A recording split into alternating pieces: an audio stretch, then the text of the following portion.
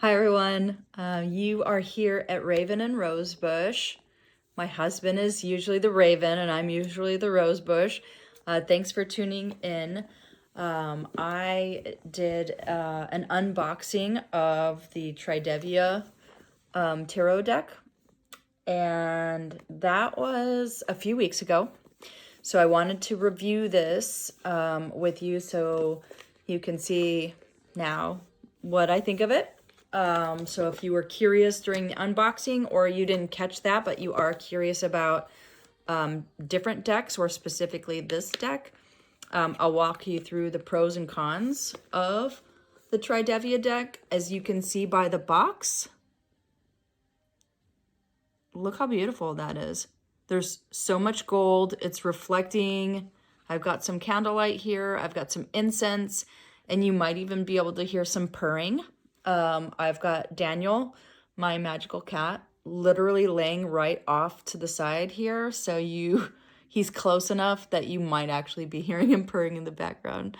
But yeah, isn't this beautiful? So this is this kind of gold theme highlighted with the pinks, and then these are actually blues. You're gonna see that throughout. It's a stunning deck. Like, that is definitely in the pros. It's a very stunning deck. And then I will either find a way or make one. Like, that's completely how I feel. That's also in the back of the book, this little book here. So let's just jump right in and review this, because I have been using it pretty regularly for a few weeks now. So I'm gonna do just kind of a quick visual for the folks that didn't catch the unboxing. My gosh, like, I don't even know if this is doing it justice, but this is just the most beautiful gold. And then the backs of these, just stunning how beautiful they are. And then this just happens to be the King of Swords right here, but really we can just pick any random card. Like, that's Four of Cups. Like, that's a random card. I mean, you can just see, okay, yeah, Ten of Swords. Usually one of the harshest, darkest cards in the deck. Still stunningly beautiful. Obviously, she's got the sword going straight into her heart right there. Yeah, so the complexity of these cards, I give it a strong pro. I love cards with complexity like this. I see something new and different every time I look at cards like this, and as I've been using these. So that wiggling of the camera, that was Daniel. He's pretty chunky, and that was him jumping off the table. So yeah, don't mind him. He does whatever he wants to do. But the different elements in each of the cards, I see them sometimes, and other times I don't even notice them, depending on my reading. Now, I love that level of complexity in my cards. That's a huge pro for me, but I also know that some people may not like that level of complexity in the cards. But I mean, really, there's so much illusion woven into this complexity, where you really, like, sometimes I just didn't even notice something that should be insanely obvious. Like, it's just kind of, it's deliberately kind of a shadow and an illusion.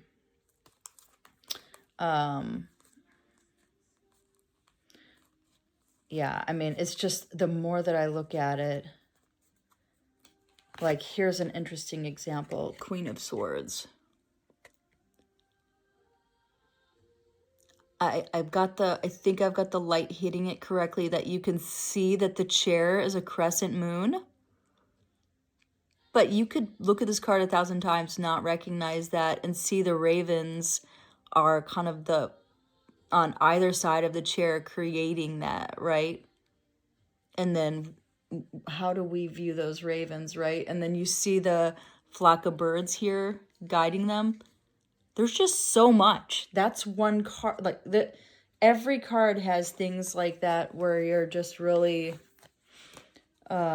having to study them, and that's great. That is truly great. So beyond the beauty, there's a lot of brains in here. So I completely love that. I also think that I was really worried. I was specifically looking for a dark or like a black matted deck. This one is kind of black matted, but it's even better in my mind because it's so beautiful.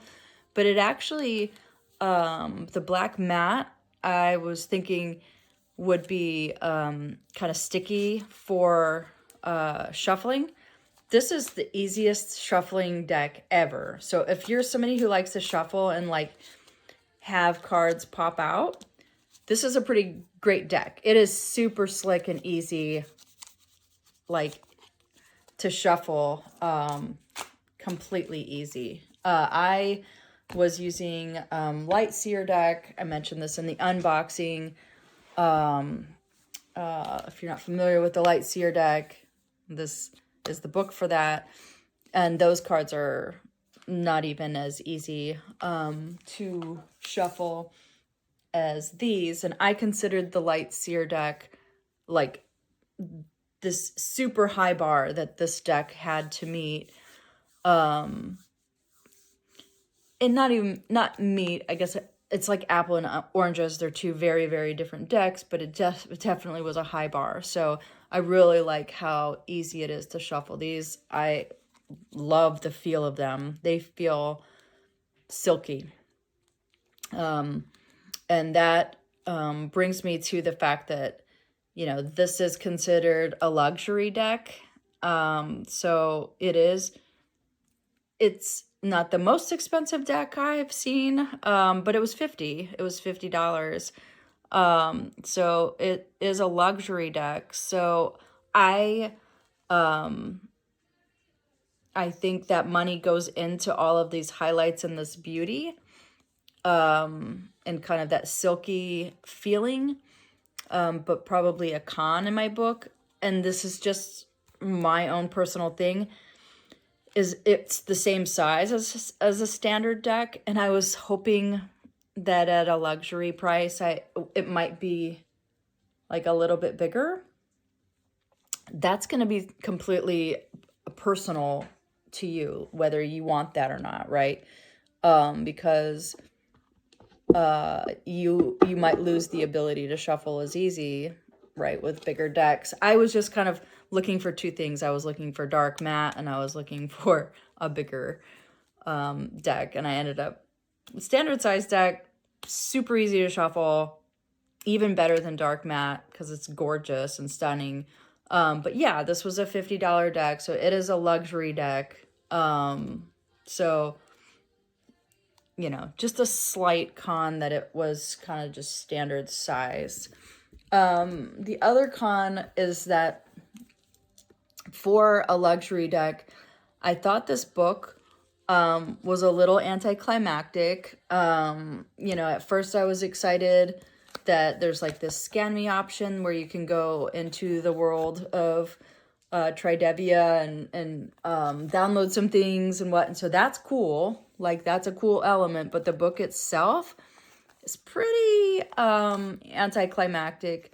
Yes, it does give like upright, reverse, and affirmations, and that's good. But as you can see, there's really not a lot to it. So this is very much bottom line up front.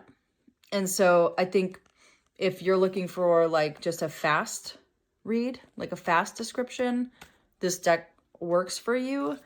But I would love if it had more depth, more of a story. You know, again, I came spoiled. Although I had to pay for this separate, this big old book with Light Seer.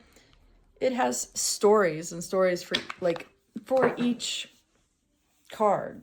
I'm throwing stuff over here. For each card, there's stories, right? So I'm hoping, creator of Tridevia, that you put out like a book or a description.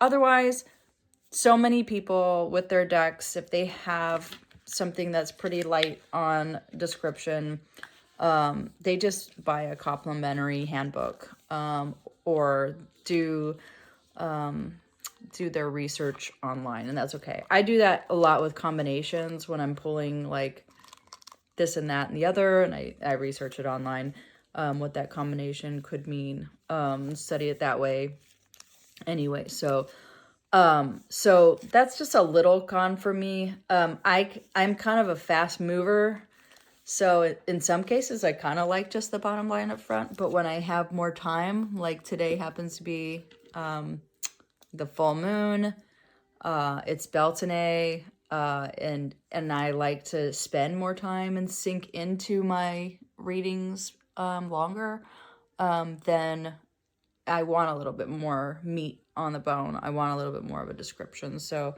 I want to at least have the option. How about that? So with those pros and cons, definitely worth it.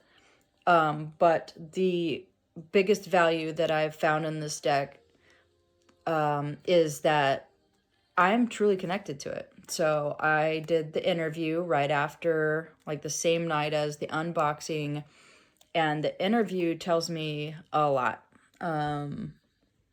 It told me a lot. So if the interview doesn't go well, if you guys don't get into, interviewing your decks, I strongly recommend it, because I have completely not used decks because the answers I've gotten to the interview questions have not connected with what I'm looking for. And so these certainly did. I think that I got some beautiful responses, and even some challenges and pushback, which is good.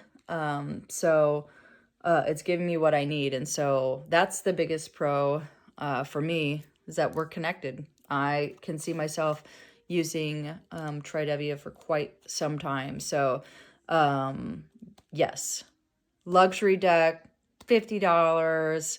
That is what it is. I mean, that means nothing when you're connected and you're gonna get the value. And I already have. I've gotten some pretty cool messages that I've been able to leverage. So I think whether you use your deck for divination or self reflection and deep introspection, that interview can really tell you a lot. So try to really pay attention to the questions that you ask, and to what you get out of it. All right, I'll get off my soapbox on that. But all that to be said, I recommend this deck. I've been searching for a while, and I have put a lot of decks back on the shelf, and they are downstairs in my bookshelf. I've not used them after the interview because they just didn't match up, or I just didn't connect with them after unboxing them. So for this one, loving it, gonna continue to use it, and I would recommend to folks to check it out. So hopefully you found this to be honest. I try not to blow smoke anywhere, and give my real honest take, but would love to hear your thoughts. Have you used this deck? Are you planning on using it? Let us know out there. And again, thank you for joining us at Raven Rosebush, and like and subscribe if you want to continue to hear more. All right, take care out there.